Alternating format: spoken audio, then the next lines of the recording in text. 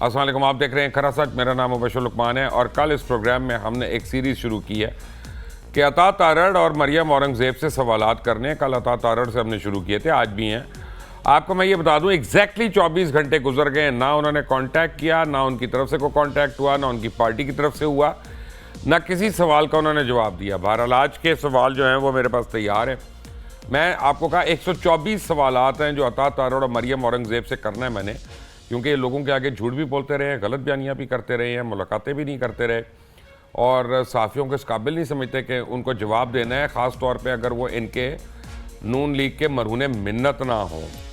तो पहला सवाल, अता तारड़, आप क्या बताएंगे कि आपके लीडरान अवामी मुश्किलात के डंडोरे पे आए, महंगाई में 40%, कर्ज़ों में 44% इजाफा करके अपने केसेस ख़त्म करवा कर निगरान हुकूमत में अपने तोहफे छोड़कर बैरून मुल्क चले गए। आपकी जमात ने गुज़िश्ता 16 माह में अवाम की मुश्किलात बढ़ाने और अपने कम करने के अलावा कौन सा काबिल ज़िक्र काम किया, उसका जिक्र कर दीजिएगा। सवाल नंबर 2, अता तारड़ साहब, क्या आप जवाब देंगे कि जब अवाम लुट रही थी, महंगाई से आपके लीडरों का कलेजा फट रहा था, ऐसे वक्त में मीडिया पर 10 अरब रुपए खर्च करना कौन सी मजबूरी थी आपकी? सवाल नंबर 3, अता तारड़ साहब, क्या ऐसे शख्स को पाकिस्तान में सियासत करने और लीडरी झाड़ने का हक होना चाहिए जिसके बच्चे ये कहकर पाकिस्तानी अदालतों को जवाब दें कि वो पाकिस्तानी नहीं बरतानिया के शहरी हैं? क्या आपके तजुर्बात के लिए सिर्फ हमारे बच्चे रह गए?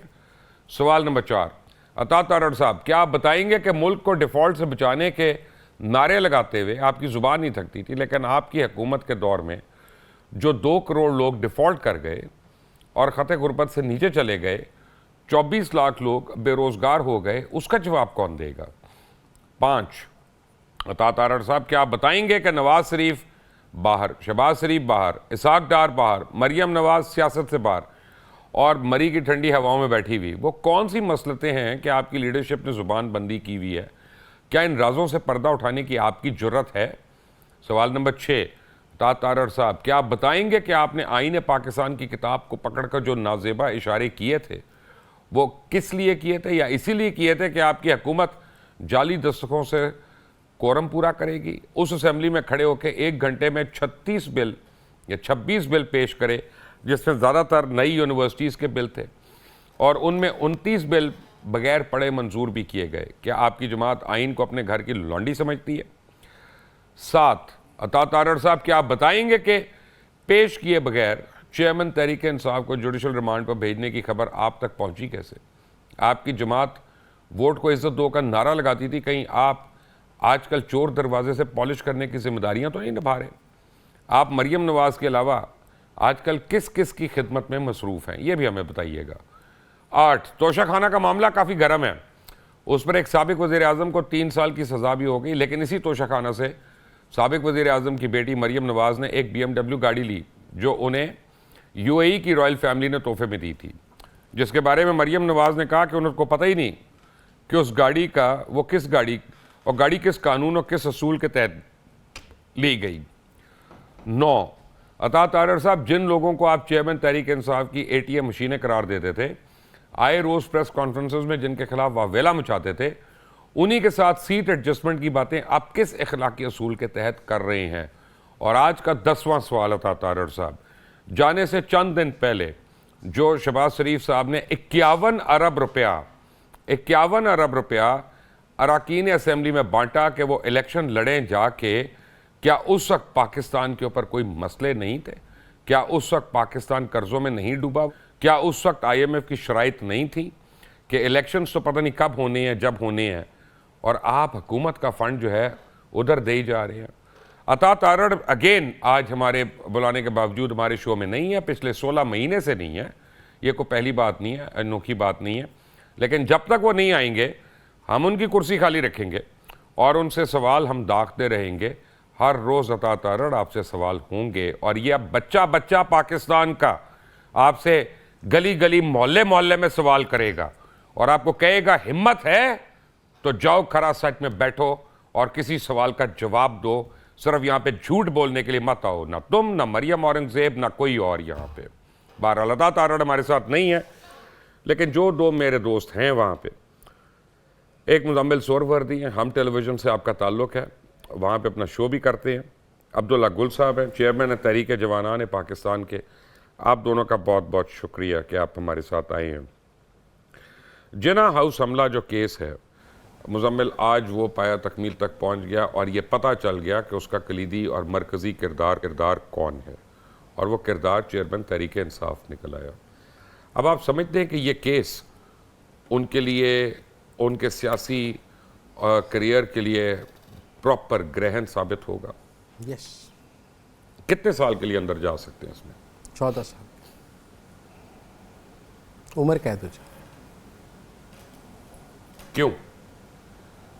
मेरा मतलब है, मैं आपसे एक सवाल करता हूं बड़ा ठोक बजाकर, हालांकि मेरे से ज़्यादा कोई नहीं इमरान खान का या तहरीक इंसाफ के चेयरमैन का सपोर्टर हो सकता है जितना मैंने उतने सालों में सपोर्ट किया। जो पाकिस्तान और पाकिस्तानियों की जान और माल के लिए ख़तरा बने, उसको सजाए मौत क्यों ना हो? कानून में यही लिखा है। कानून में ये है। अब्दुल्ला गुल साहब, क्या ख्याल है आपको, ये जो केस है 9 मई का, ये कहाँ तक जाएगा? बिस्मिल्लाहिर्रहमानिर्रहीम। मेरा भी एक सवाल है आपसे। मैं आपसे ये पूछना चाहता हूँ कि आप इतने साल पहले भी इसी तरह से दिखते थे और आज आप पहले से ज़्यादा बेहतर दिखने लगे। आप मुझे सही है। बहरहाल देखें, ये केस तो बहुत, मुबशर भाई, बहुत आगे जाएगा। ये जो ऑफिशियल सीक्रेट एक्ट है और इसमें बाकायदा जो शिकें वो हाई ट्रीजन के ऊपर जाके ठहरती, और हाई ट्रीजन का जो मामला है वो तो आपको पता है कि वो आर्टिकल 6 होता है और उसकी सज़ा बहुत ख़तरनाक होती है। लेकिन शायद जो मुजम्मिल साहब बात कर रहे हैं, मैं उससे इत्तफाक़े राय रख लूँ, लेकिन अगर आपने वाकई खरा एहतसाब और कड़ा जो आपने मामलात करने हैं, तो फिर उस हिसाब में तो फिर वही सज़ा है जो किसी भी ऐसे शख्स को मिलनी चाहिए, चाहे वो मैं हूँ क्यों ना हूँ, जो अगर मुल्क के ख़िलाफ़ और अपनी ही हुकूमत और अपनी ही रियासत के इदारों के ख़िलाफ़ कोई इस किस्म की कार्रवाई करे। और ये पूरी दुनिया में प्रैक्टिस है, ये कोई सिर्फ पाकिस्तान में नहीं है, ये पूरी दुनिया में। हाँ, ये ज़रूर कहूँगा कि उस तमाम ट्रायल को ओपन किया जाए, वो तमाम बातें सामने लाई जाएँ, ताकि जो कोई अवाम है इस सिलसिले में, अवाम के दिलों में कोई शकूक व शुबात हैं, वो सामने लाए जाएँ और इसको मेक इट पब्लिक, अवाम पे टीवी पे ला के, लेकिन टू द पॉइंट क्वेश्चन को बात की जाए, सामने लाए जाए और फिर जो कड़ी से कड़ी सजा है वो देनी चाहिए। मुजम्मिल, अगर सजाएं देने की बात है तो जिन्होंने सजाएं देनी है वो तो टैक्स फ्री लोन्स ले रहे हैं हुकूमतों से। सारे जजेस आपके जो है वो पता नहीं कितने कितने करोड़ के लोन्स ले रहे हैं। वो तो कहते हैं आइन और कानून के मुताबिक होना चाहिए। क्या आइन और कानून के मुताबिक 25 करोड़ पाकिस्तानियों को बिला सूद कर्जे मिल सकते हैं? मुझे बड़ा अफसोस हुआ, है ना? और मैं आज सारा दिन इंतज़ार करता रहा कि ये ख़बर आने के बाद वो जजेस रजिस्ट्रार हाई कोर्ट के ज़रिए ये कहेंगे कि हमने ये कर्जे नहीं लेने हैं। और वो क्यों कहेंगे मुजम्मिल? वो अपना मरते दम तक जो मुराद लेते हैं उसका तो बताते नहीं है। देखिए, मेरा ख्याल था कि जो पाकिस्तान के अमूमी माशी हालात हैं उनमें उनका ज़मीर उनको कहेगा। और निगरान हुकूमत को बाय द वे अहकामात आए थे कि ये करने हैं, वो as desired by the judiciary. Desired का मतलब क्या होता है? वो ऐसे ही होता है, as desired by the prime minister, as desired by the chief minister. तो मुझे बड़ा दुख हुआ।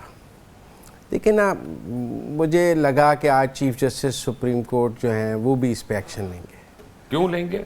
और कहेंगे कि ये गलत किया है और मैं इसको बाय ख़त्म करता हूँ। मासूम आदमी है मेरा दोस्त। मुझे था कि चीफ जस्टिस, मुझे ये बताएं पिछले 1 साल में चीफ जस्टिस साहब ने कौन सा काम आइन और कानून के मुताबिक किया? देखिए, मेरी बात सुने, ये उनकी अपनी अदलिया की साख का सवाल था। मुझे लगा, मैं गलत हो सकता हूँ, मुझे लगा कि आज जुडिशरी में इन हाउस करेक्शन का कोई निज़ाम होगा, जजेस एक दूसरे से बात करते होंगे और वहाँ इन हाउस बातचीत में लाहौर हाई कोर्ट में बात हो जाएगी, सुप्रीम कोर्ट से बात आ जाएगी कि भाई ये बैड टेस्ट में है, इसको वापस कर दें। इसका मतलब है, मुझे लगा परवेज लाई तो मत छुटा। नहीं मतलब तो यही हुआ था यार। नहीं, देखिए, मुझे लगा कि वो जजेस का ज़मीर ये कहेगा कि हमें ये नहीं लेना चाहिए। मुझे लगा चीफ जस्टिस हाई कोर्ट का ज़मीर कहेगा कि मेरे मतहत जजेस को ये नहीं लेना चाहिए। और मुझे लगा कि उनको अवामी जज्बात उन तक पहुंच गए होंगे और वो आज इसको कहेंगे कि हम वापस कर रहे हैं और ये कौमी ख़जाने में रकम सारी आज वापस आ जाएगी। मुझे लगा कि आज ऐसा होना चाहिए था और अदलिया को बल्कि ये कहना चाहिए था कि हमसे गलती हुई है। देखें, एक दफ़ा पहले भी आपको याद है आया था, रजिस्ट्रार हाई कोर्ट ने वीआईपी पासेस मांग लिए थे क्रिकेट मैच के, इस्लामाबाद वो मुल्तान हाई कोर्ट में, मुल्तान हाई कोर्ट ने ना कि जी जजेस ने आना है। पर जब बात मीडिया में आ गई उन्होंने रिग्रेट किया और कहा कि नहीं, इसका ये मतलब नहीं था, हमें नहीं चाहिए। तो एक हया शर्म का, एक ज़मीर का एक निज़ाम अपनी जगह मौजूद होता है और जब बात पब्लिक में आ जाती है तो फिर उसकी कोर्स करेक्शन। पाकिस्तान में अगर मुख्तलिफ लोगों का लेकिन अगर अदलिया में भी नहीं रही ना, अगर छुट्टी पे ना गया होता कुछ काफ़ी लोगों का ज़मीर, तो इस मुल्क का ये हाल होता। देखिए, सारे मुल्क का ज़मीर छुट्टी पे चला जाए, अदलिया का नहीं जाना चाहिए। क्यों ना जाए? जब वो कहते हैं गुड टू सी यू, मुल्जिम को देख के जब ये आपका जस्टिस कहते हैं गुड टू सी यू, देखिए तो ज़मीर कहाँ पे रह गया? बताएं मुझे। देखिए, मेरी बात सुने, वो गुड टू सी यू कहें, कुछ भी कहें, पर मुझे लगता था कि जो ये एक जज के शयान शान नहीं है। और जो मुल्जिम को प्रोटोकॉल मिला 500 मर्सिडीज SEL पे बुलाकर जजेस गेट के अंदर से, उसकी दुनिया में 5000 साल पुरानी तारीख में कोई मिसाल है? देखें, वो चीफ जस्टिस, मुझे ये लगा ये नए जजेस जो हैं, देखें मैं उनमें नौजवान जजेस हैं, ये सीनियर जजेस नहीं हैं, ये नौजवान जजेस हैं, आबिद चट्टा हैं और हैं। मुझे लगा कि ये जजेस अस खुद भी, लाहौर हाई कोर्ट भी इस पे कोर्स करेक्शन करेगा और ये बहुत बड़ा उनके ऊपर स्टिग्मा है, लोग बात कर रहे हैं।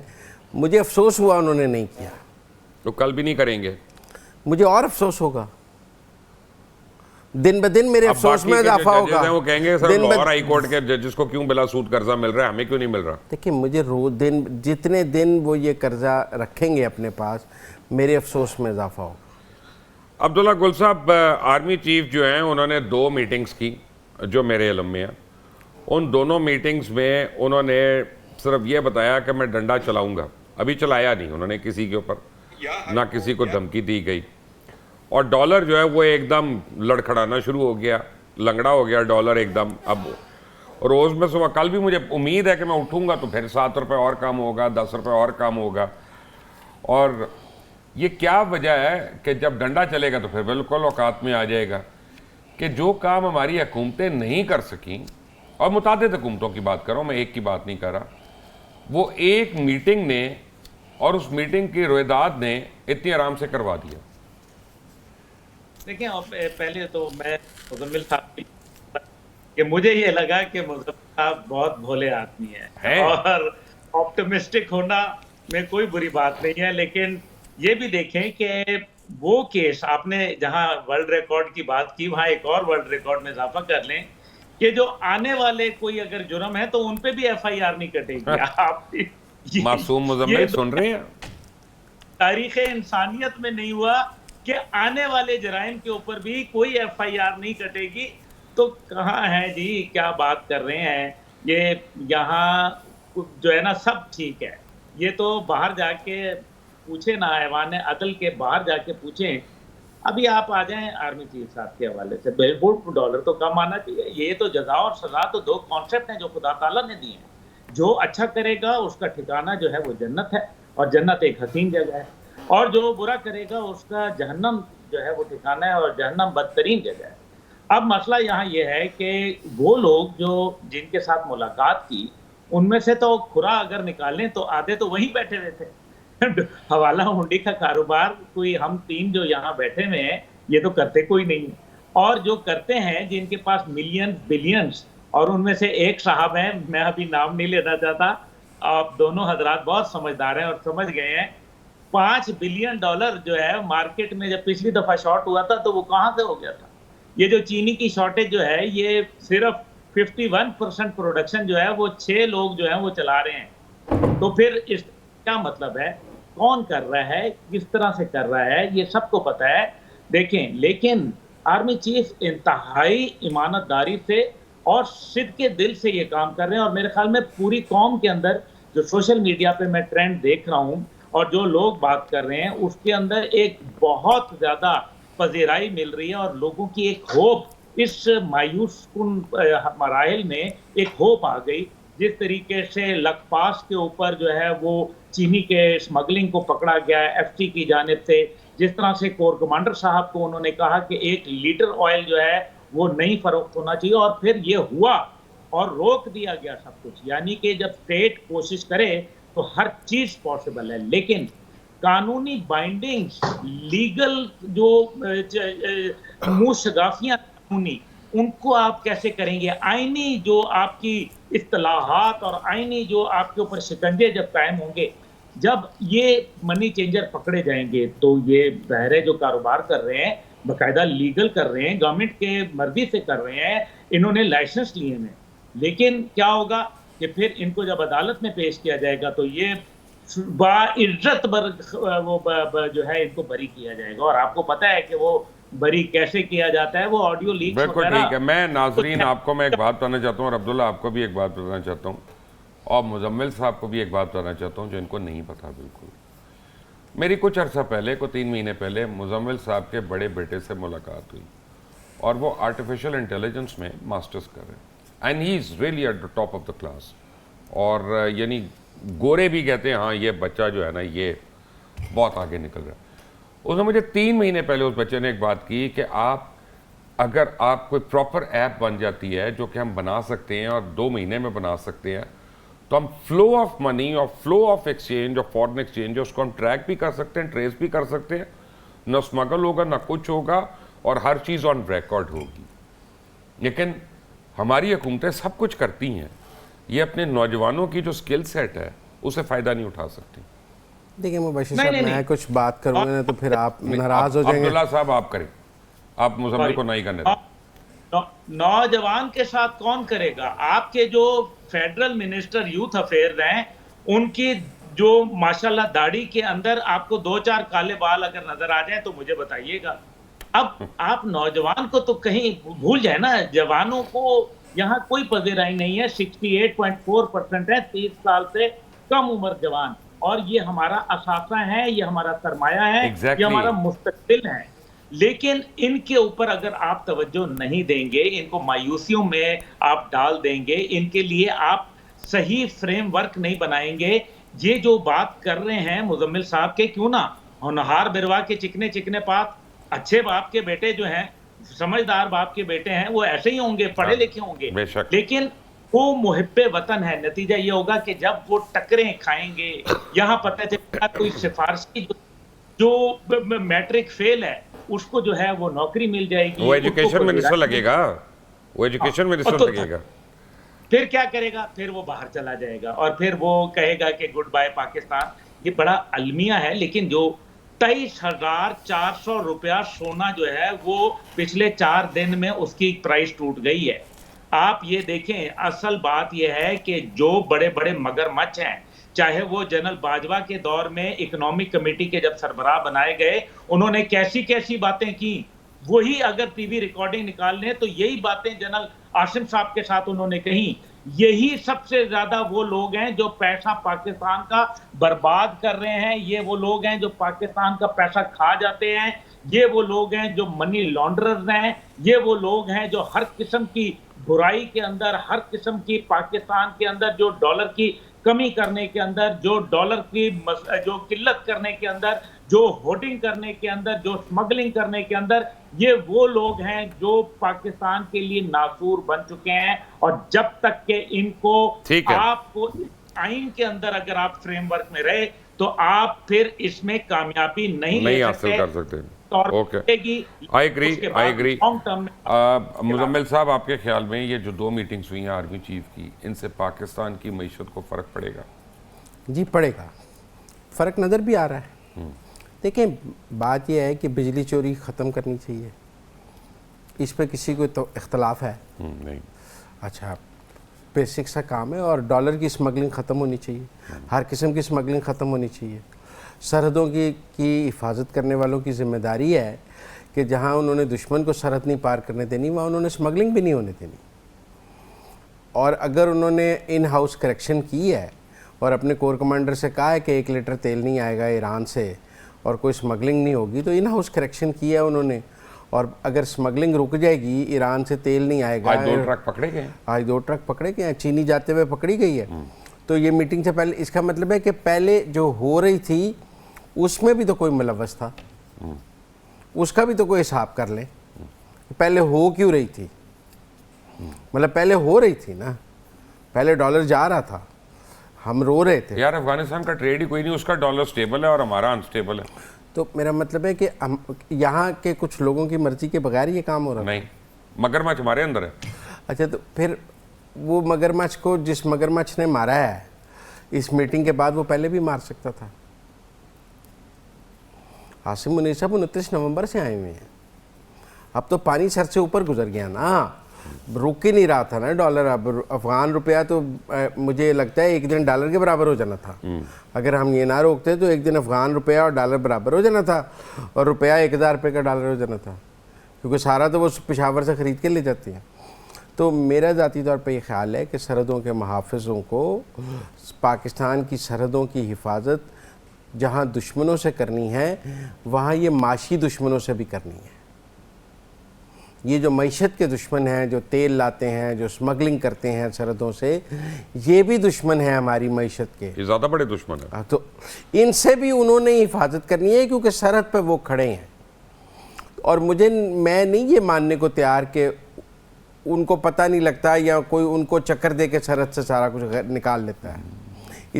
ऐसी नहीं है हमारी फ़ौज के, मेरा मतलब को उनको चक्कर दे के ईरानी तेल भी निकाल ले, अफ़गानिस्तान से डॉलर भी निकाल ले, ऐसा नहीं है। हमारी नज़र है हर चप्पे चप्पे पे, हमने बाड़ भी लगाई है, हमें और सर्विलेंस करनी चाहिए। ये पाकिस्तान की बका का मामला है, जितनी जितनी ये सर्विलेंस बेहतर होगी, बका बेहतर हो जाएगी। मुज़म्मिल सोहरवर्दी और अब्दुल्ला गुल, ये दोनों मेरे साथ ही हैं। प्रोग्राम खरा सच हाजिर होते हैं एक छोटी सी ब्रेक के बाद। Take a break.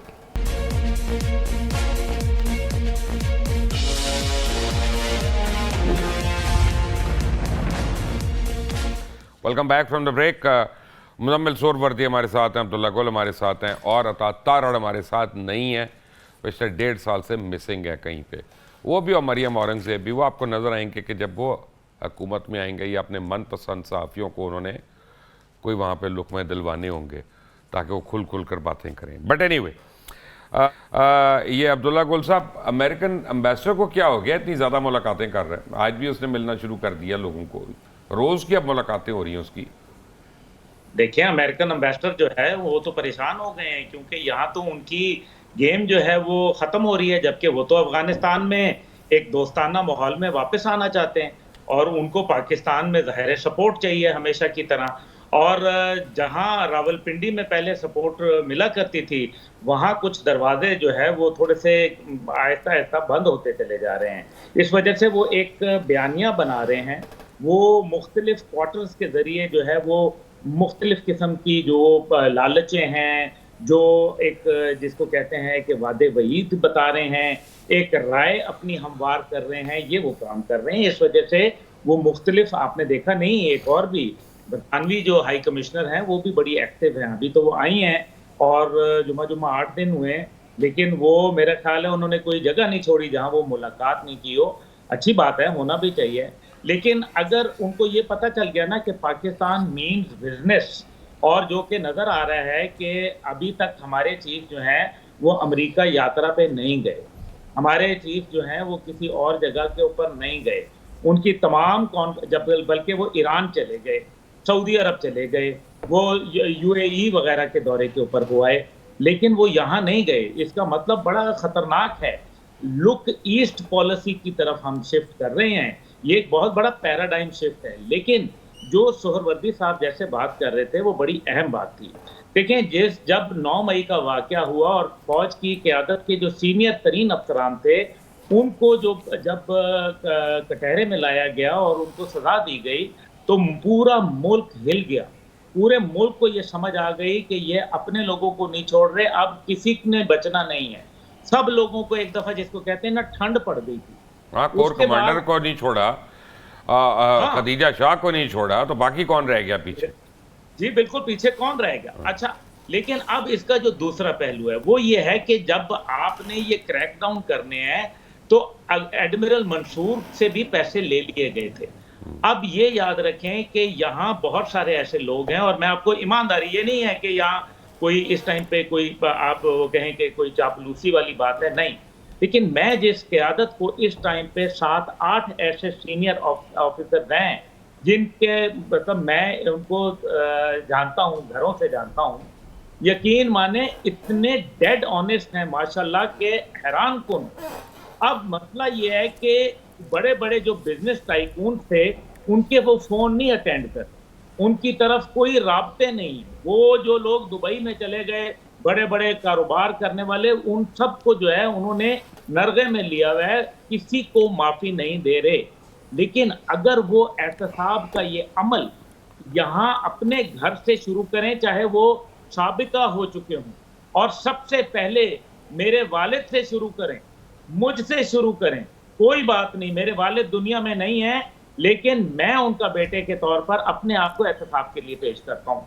इसलिए ये आज जानना बड़ा जरूरी है कि जब लोगों को ये पता चल जाएगा कि अपने घर में भी कोई जो है वो नहीं छोड़े जा रहे, तो यकीन मानिए कि पाकिस्तान में, आपको याद होगा जनरल परवेज मुशर्रफ के दौर में जब वो एक घड़ियाल बजता था टन, तो बड़े बड़े लोग जो थे वो थर्रा गए थे, और फिर उसके बाद वो एहतसाब के लिए वो पैसे खुद जा के जो है जमा करा रहे थे। आज पाकिस्तान को कड़ा निज़ाम चाहिए है, और वो मौजूदा तर्ज जमहूरियत और आईनी तकाज़ों के अंदर मुमकिन नहीं होगा।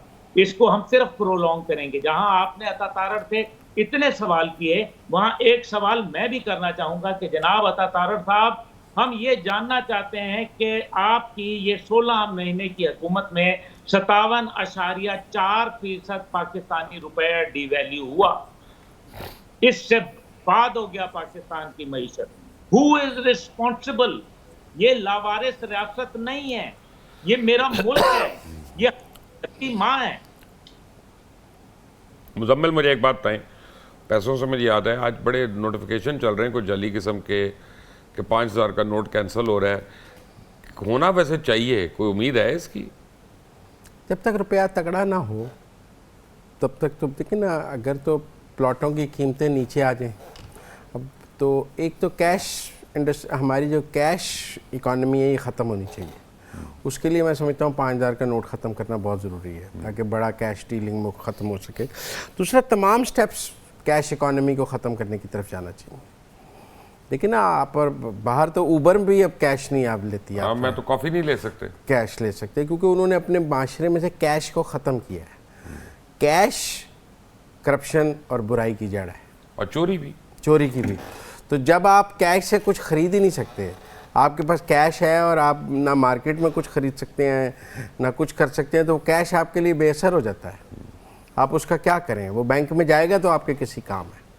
तो मेरे ख्याल में ये कैश इकॉनमी ख़त्म करनी चाहिए, और ज़्यादातर जो बड़ी दुकानें हैं उन्हें कहना चाहिए कि आप हम कैश वो कार्ड पे इंसेंटिव्स देने चाहिए, और जैसे जैसे कैश इकॉनमी ख़त्म होगी ये 5,000 का नोट भी ख़त्म हो जाए।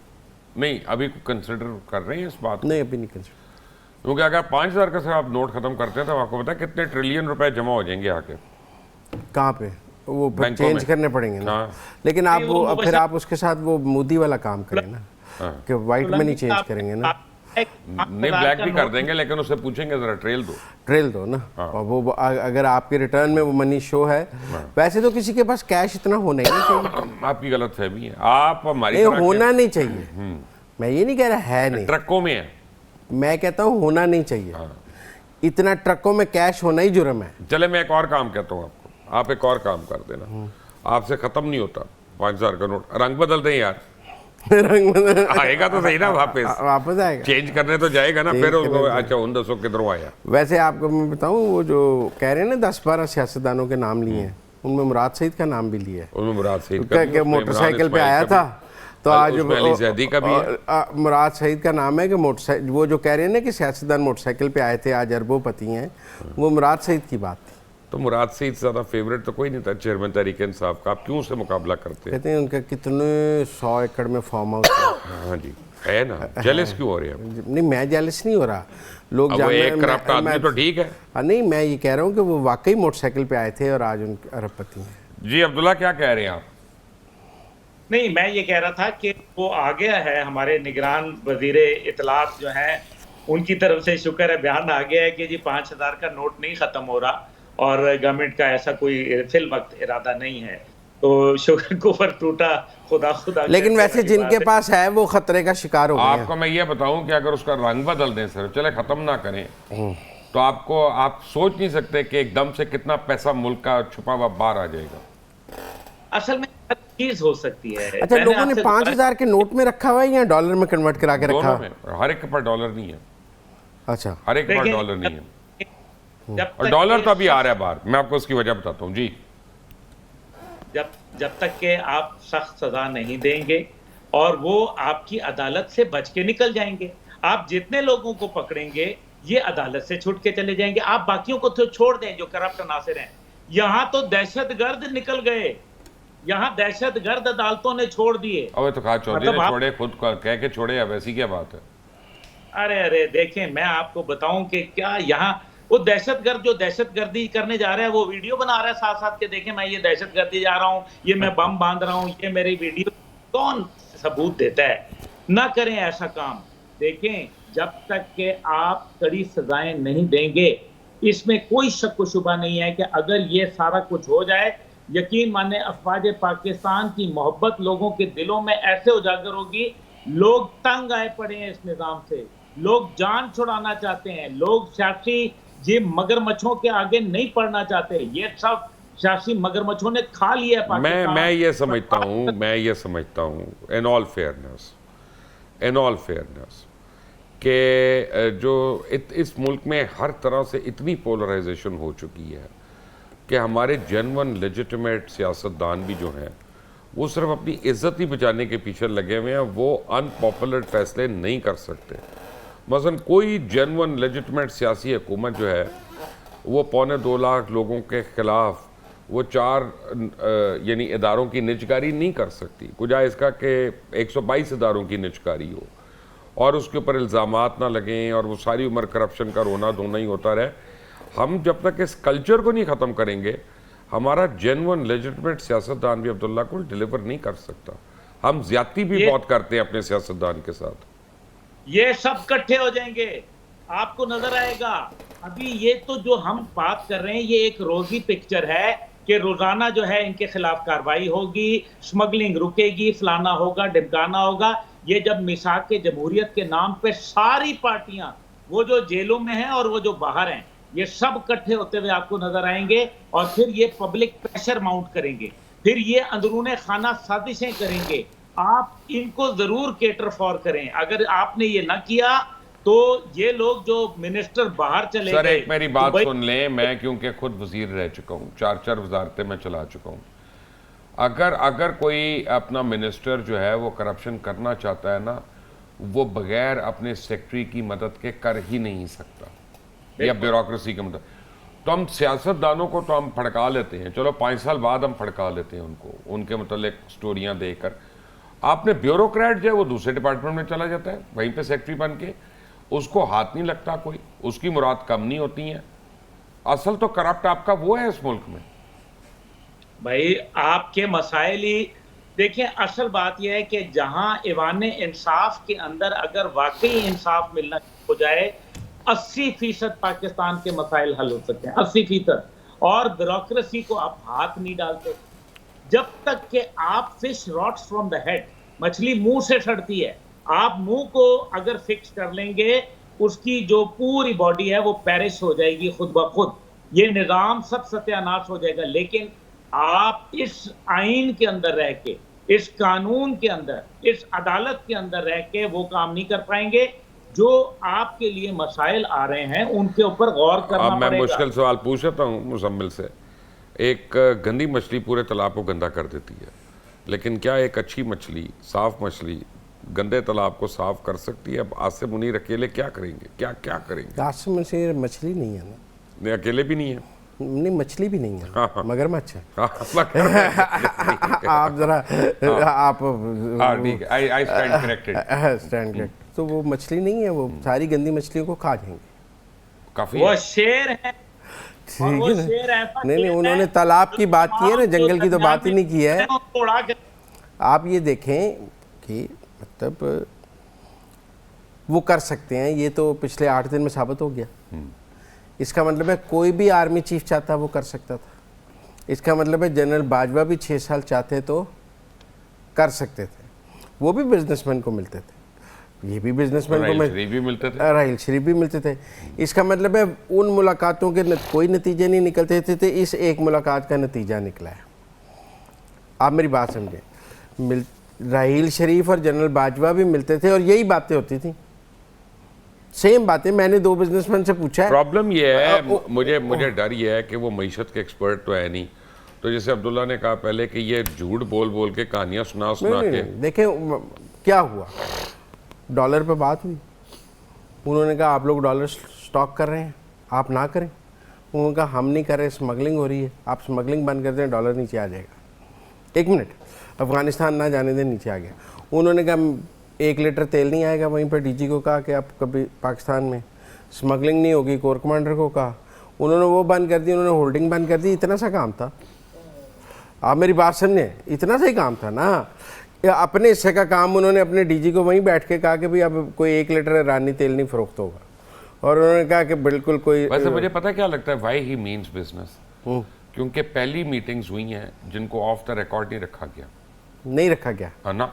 हाँ, जब अगलों ने आके इंटरव्यू दिए तो उन्हें मना तो नहीं किया गया ना। नहीं किया, सब मुझे दिए आके इंटरव्यूज यहाँ पे। फिर सिर्फ वो जुबैर मोती वाला पे जरा बात हुई है, जैसे अकील करीम डैडी साहब ने क्लियर किया है, अदरवाइज तो जो बातें हुई हैं उसको ISPR ने डिनाई भी नहीं किया। हाँ। अब मेरी बात सुनिए, उन्होंने जुबैर मोती वाला की बात को डिनाई नहीं, रिकॉर्ड हुई है, ऑन द रिकॉर्ड हुई है। इसका मतलब है कि जो पहले चीफ्स मिलते थे वो पाकिस्तान की मैशत ठीक नहीं करना चाहते थे। मैं आपसे सवाल कर रहा हूँ, मैं तो बिल्कुल तिफले मकतब हूँ, साथ मासूम अभी मुझे अब्दुल्ला ने करार दिया है, मैं इसको बड़ा क्रेडिट समझता हूँ। मासूम है आप, मैं ये गवाही मैं दे सकता हूँ क्योंकि आप चालाक नहीं हैं, आप इंटेलिजेंट हैं। क्या जनरल बाजवा पाकिस्तान की मैशत ठीक करने में संजीदा नहीं थे? मैं बताता हूँ क्या। देखें, जब एक गवर्नमेंट होती है, इलेक्टेड गवर्नमेंट, तो उसमें अगर कोई इदारा या इदारे का हेड अपना रोल प्ले करता है तो वो इंटरफेरेंस हो जाती है। यहाँ पे इस वक्त इंटरिम गवर्नमेंट है और हमारे लिए 1-1 घंटा 1-1 दिन जो है ना वो कीमती है, जितनी तेजी से हम नीचे जा रहे हैं। तो आपका ख्याल है इमरान खान स्मगलिंग के हक में थे? मैं तो कह रहा हूँ उसका बेनिफिशियरी था वो। अच्छा, ईरानी तेल भी लाने में क्या हक? बहुत उसके बंदे करते थे भाई, बहुत कुछ करते थे, यही अली जैदी वगैरह, यही आप जरा इनको, ये तो इस्तेकाम पार्टी में गए क्यों हैं मुझे बताएंगे? इस्तेकाम पार्टी यानी जहांगीर तरीन और अलीम खान की तो बुराइयां करते नहीं थकते थे ये लोग। 24 घंटे के अंदर ये भी फवाद चौधरी सारे क्यों छलांग मार के चले गए वहाँ पे? इनका ख्याल था हमें पकड़ दकड़ नहीं होगी, हमें बचा लेगा। जिन्होंने खादियाँ गाजरा उन्होंने टेढ़ा पीड़ा, ये वही है चक्कर भाईजान। और क्या इनका कौन सा, अभी आप मुराद सईद का बता रहे हैं, मैं आपको और लोगों का बता, हाँ इनमें ऑनेस्ट लोग भी थे। लाहौर में फिर रहे, शफकत महमूद फिर रहा है, उसके मतलब को बात भी नहीं कर रहा, कोई उसके मतलब, ठीक है ना। क्यों? वो पीटीआई का लीडर नहीं, वो पीटीआई का मिनिस्टर नहीं, कोई बात नहीं कर रहा उसके ऊपर, ना उसने किसी के ऊपर तोहमतें लगाई, ना उसने करप्शन की। वो लिबर्टी में मौजूद था जब उन्होंने कहा कोर कमांडर के घर जा रहे हैं, उसने कहा मैं घर जा रहा हूँ। हाँ, खत्म, तुझे उधर घर जाओ, मैं अपने घर जा रही हूँ, ठीक है ना, मैं तो उधर नहीं जाता। तो मैं ये समझता हूँ कि अगर ये हम बिजली चोरी का जो अगर आप शिकारपुर और मर्दान, कल मोहम्मद अली और मुर्तज़ा सोलंकी जो है वो प्रेस कॉन्फ्रेंस करते हैं आके दोनों कि जी 590 बिलियन की बिजली चोरी हो रही है मर्दान में और शादरा में, शिकारपुर में। जब तक ये नहीं रुकती तब तक कोई रिलीफ की बात भाई आपने रोकनी है ना यार, हुकूमत ने, बिजली बंद कर दो उनकी। देखिए बात ये है कि मैं कुछ और कह रहा हूँ, मैं कह रहा हूँ हुकूमत आवाम को बना के कुर्बानी देने का।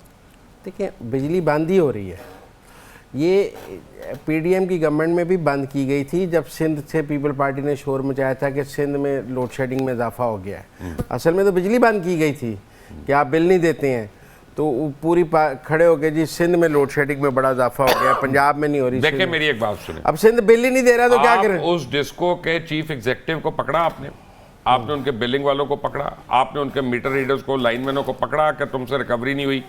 वो तो फ्री यूनिट ले ही जा रहे हैं अपने, और वो तो मुराद ले ही जा रहे हैं। चोरी तो उनको किसी ने कहा कि बिजली चोरी को पकड़े? मैं यही तो पूछ रहा हूँ। जब उनको ये कहा गया हो कि आपने ये एक्शन नहीं करना तो वो क्यों करेंगे?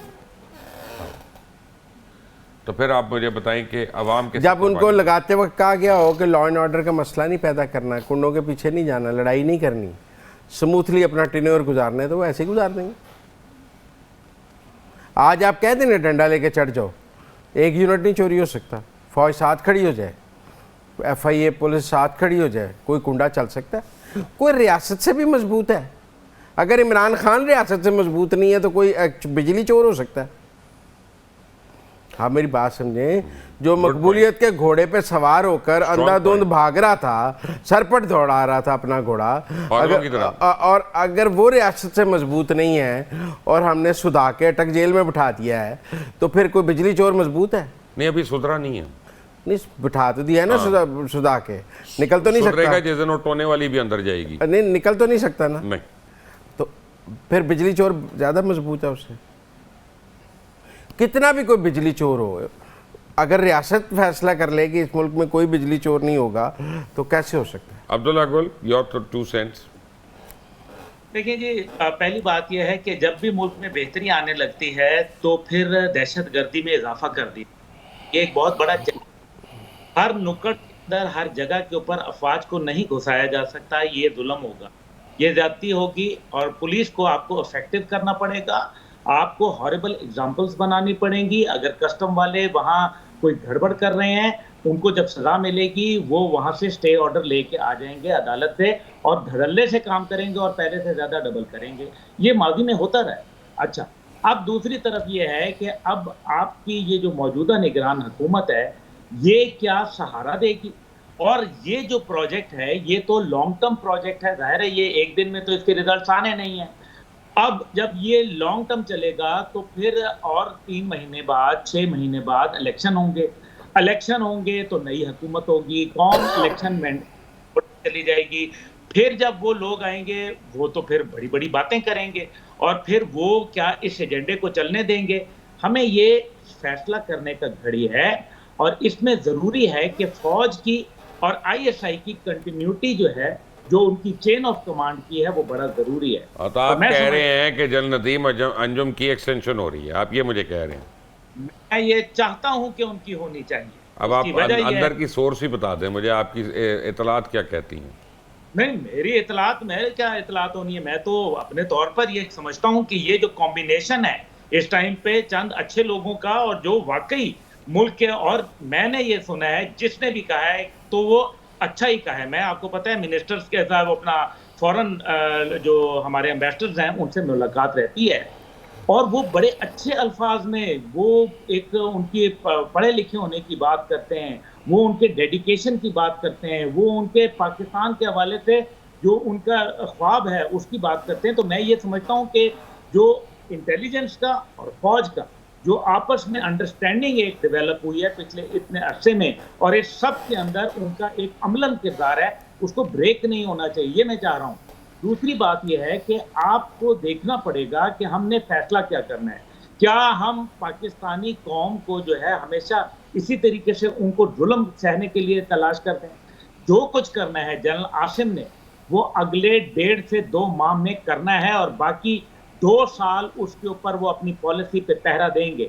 और अगर इस 1.5 से 2 माह के अंदर न कर पाए तो फिर बहुत मुश्किलात पाकिस्तान के लिए खड़ी हो जाएंगी। हमारी दुआ भी है, और कौम को अपनी अफवाज के संग खड़े होके इस जिद्दोजहद में, इस जिहाद में, जो कि करप्शन के खिलाफ है, स्मगलिंग के खिलाफ है, जो पाकिस्तान में नफरतें भरने के खिलाफ है, नौजवान नस्ल को गुमराह करने के खिलाफ है, इसके लिए जो है शीशा पिलाई दीवार बनना पड़ेगा।